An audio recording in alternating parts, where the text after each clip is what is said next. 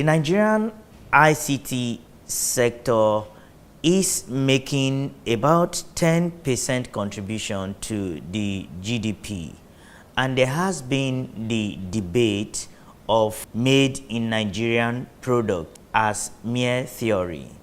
Has this been the same story for System Spec?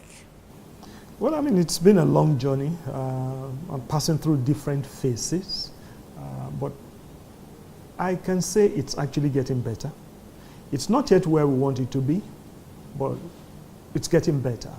And the number of factors are responsible for this. The Nigerian software are beginning to rise up clearly that they can address a number of the issues coming up.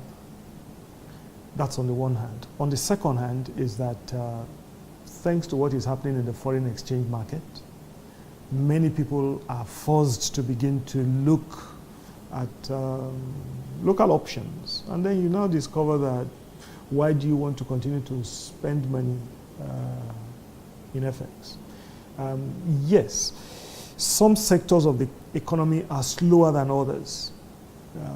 Take, for instance, maybe in government. They probably may be fixated with some foreign names and think, except you get this foreign name, you've not solved the problem.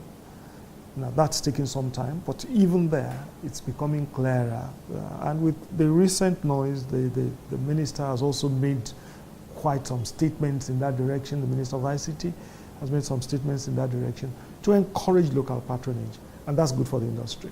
As an IT entrepreneur, how do you think Nigeria can leverage ICT for socio-economic development given the current dwindling prices of the oil industry? You know, incidentally, in times like this, we're looking at growing the economy outside oil. I've had a lot of talk about growing our agricultural database, our business, looking at solid minerals, mining. All of these are good, okay, but we must also carry on at least the third leg, which is ICT. Okay.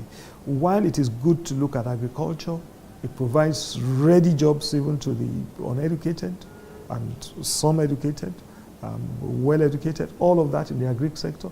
The same for the mining industry. In the ICT industry, yes, you need some education, some know-how, but you can actually gain a lot more in terms of quantum of monies. I mean, if you look at the richest people in the world today, by the time you put the top 10, you'll discover that at least 6, if not the top 6, are from ICT. Okay, so we need to recognize that there is money that can be made in ICT with the right support. The Nigerian IT market, especially the software subsector, has been dominated by several international brands. Do you think Nigeria has the requisite capacity to compete favorably with some of these international brands? You see, the technology world is very interesting. You can have a technology today that is very good, and something happens tomorrow, that base is totally overtaken, and people begin to look in a new direction. That's where Nigeria has an opportunity now. I've just talked about apps development now. A few years back, nothing like apps, but the big applications that we have before are now moving towards apps. Okay, so even if there's a foreign name that was very strong, you may well discover that you're just sitting on gas. Okay,